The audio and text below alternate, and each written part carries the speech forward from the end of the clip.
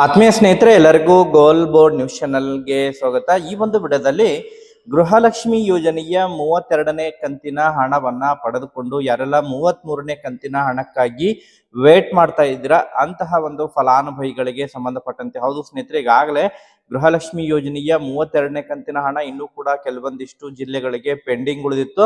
So pending ಕಂತು ನಿಧಾನವಾಗಿ ಜಮಾ ಆಗ್ತಾ ಇದೆ, ಪ್ರತಿದಿನನೂ ಕೂಡ ಹಣ ಜಮಾ ಆಗ್ತಾ ಇದೆ ಸ್ನೇಹಿತರೆ. ಸೊ ಅದರ ಜೊತೆಗೆ ಈಗ ಬಹಳಷ್ಟು ಫಲಾನುಭವಿಗಳು ಕೂಡ ವೇಟ್ ಮಾಡ್ತಾ ಇದ್ದಾರೆ. ಯಾಕಂತ ಹೇಳಿದ್ರೆ ಅದ್ರ ಬಗ್ಗೆ ನಾವು ಈ ಹಿಂದೆನೂ ಕೂಡ ಅಪ್ಡೇಟ್ ಅನ್ನ ಕೊಟ್ಟಿದ್ವಿ. 33ನೇ ಕಂತಿನ ಹಣ ಡಿಬಿಟಿ ಸ್ಟೇಟಸ್ ನಲ್ಲಿ ಸಕ್ಸಸ್ ತೋರಿಸ್ತಾ ಇದೆ. ಸೊ ಯಾವಾಗ 33ನೇ ಕಂತಿನ ಹಣ ಜಮಾ ಆಗುತ್ತೆ ಅಂತ ಹೇಳಿದ್ರೆ, ಯಾಕಂತ ಹೇಳಿದ್ರೆ ಈ ಹಿಂದೆ 31ನೇ ಕಂತಿನ ಹಣ ಬಿಡುಗಡೆ ಅರ್ಧ ಹಂತದಲ್ಲಾಗಿತ್ತು.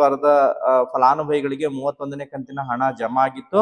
32ನೇ ಕಂತಿನ ಡಿಬಿಟಿ ಸ್ಟೇಟಸ್ ಕೂಡ ಸಕ್ಸಸ್ ತೋರಿಸಿ ಹಣ ಕೂಡ ಜಮಾವಣೆ ಪ್ರಕ್ರಿಯೆ ಪ್ರಾರಂಭವಾಗಿತ್ತು. ಸೊ ಅದೇ ಮಾದರಿಯಲ್ಲಿ ಏನಾದರೂ ಗೃಹಲಕ್ಷ್ಮಿ ಯೋಜನೆಗೆ 33ನೇ ಕಂತಿನ ಹಣ ಜಮಾ ಆಗುತ್ತಾ ಅಂತ ಹೇಳಿ ಅನೇಕ ಫಲಾನುಭವಿಗಳು ಕೂಡ ನಿರೀಕ್ಷೆಯನ್ನು ಇಟ್ಕೊಂಡಿದ್ರು. ನಾವು ಕೂಡ ನಿರೀಕ್ಷೆಯನ್ನ ಇಟ್ಕೊಂಡಿದ್ವಿ ಸ್ನೇಹಿತರೆ.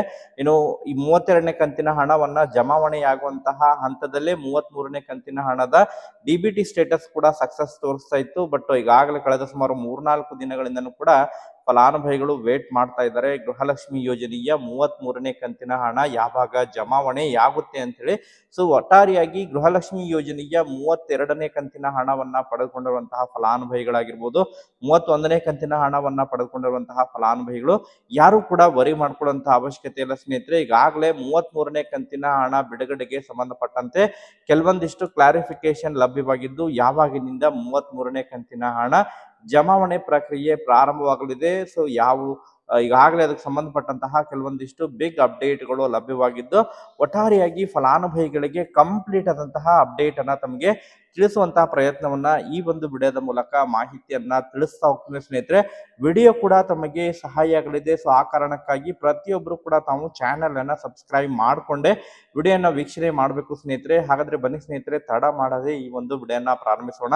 ಹೌದು ಸ್ನೇಹಿತರೆ, ಈಗಾಗಲೇ ಗೃಹಲಕ್ಷ್ಮಿ ಯೋಜನೆಗೆ 32ನೇ ಕಂತಿನ ಹಣ ಈಗಾಗಲೇ ಇನ್ನೂ ಕೂಡ ಜಮಾ ಆಗ್ತಾ ಇದೆ. ಇನ್ನೂ ಕೂಡ ಸುಮಾರು ರಾಜ್ಯದ ಬಹಳಷ್ಟು ಫಲಾನುಭವಿಗಳು ಸುಮಾರು 20 ರಿಂದ 30 ಲಕ್ಷ ಫಲಾನುಭವಿಗಳಿಗೆ ಇನ್ನೂ ಕೂಡ ಈ ಒಂದು ಗೃಹಲಕ್ಷ್ಮಿ ಯೋಜನೆಯ 32ನೇ ಕಂತಿನ ಹಣ ಇನ್ನೂ ಕೂಡ ಜಮಾವಣೆಯಾಗುವುದು ಬಾಕಿ ಉಳಿದಿದೆ. ಈಗಾಗಲೇ ಅನೇಕ ಫಲಾನುಭವಿಗಳು ಕಮೆಂಟ್ ಅನ್ನ ಮಾಡ್ತಾ ಇದ್ದಾರೆ, ನಮ್ಮ ಜಿಲ್ಲೆಗೆ ಇನ್ನೂ ಕೂಡ 32ನೇ ಕಂತಿನ ಹಣನೇ ಜಮಾ ಆಗಿಲ್ಲ ಅಂತ ಹೇಳಿ ಕಮೆಂಟ್ ಅನ್ನ ಮಾಡ್ತಾ ಇದ್ದಾರೆ. ಸೊ ಯಾರಿಗೆಲ್ಲ ಇನ್ನೂ ಕೂಡ 32ನೇ ಕಂತಿನ ಹಣ ಜಮಾವಣೆ ಆಗಿಲ್ಲ ಸ್ನೇಹಿತರೆ, ಯಾರು ಕೂಡ ವರಿ ಮಾಡ್ಕೊಳ್ಳುವಂತ ಅವಶ್ಯಕತೆ ಇಲ್ಲ. ಮ್ಯಾಕ್ಸಿಮಮ್ ಆಗಿ ಇವತ್ತು ಮತ್ತೆ ತಮಗೆ ಈಗ ಒಂದು 2-3 ದಿನಗಳಲ್ಲಿ ಮ್ಯಾಕ್ಸಿಮಮ್ ಆಗಿ ಗೃಹಲಕ್ಷ್ಮಿ ಯೋಜನೆಯ 32ನೇ ಕಂತಿನ ಹಣ ಜಮಾವಣೆ ಪ್ರಕ್ರಿಯೆ ಪ್ರಾರಂಭವಾಗಲಿದೆ ಸ್ನೇಹಿತರೆ. ಯಾಕಂತ ಹೇಳಿದ್ರೆ ಈಗ 33ನೇ ಕಂತಿನ ಹಣ ಕೂಡ ಬಿಡುಗಡೆ ಹಂತಕ್ಕೆ ಬಂದಿದ್ದು, ಇನ್ನೇನು ಫಲಾನುಭವಿಗಳಿಗೆ ಮಾತ್ರ ಜಮಾವಣೆ ಮಾಡೋದು ಬಾಕಿ ಉಳಿದಿದೆ ಸ್ನೇಹಿತರೆ. ಸೊ 32ನೇ ಕಂತಿನ ಹಣ ಬಹಳಷ್ಟು ಪೆಂಡಿಂಗ್ ಉಳಿದಿರುವಂತಹ ಕಾರಣಕ್ಕಾಗಿ 33ನೇ ಕಂತಿನ ಹಣ ಕೂಡ ಜಮಾವಣೆ ಆಗಿರುವುದು ವಿಳಂಬ ಆಗಿರ್ಬೋದು ಅನ್ನುವಂತಹ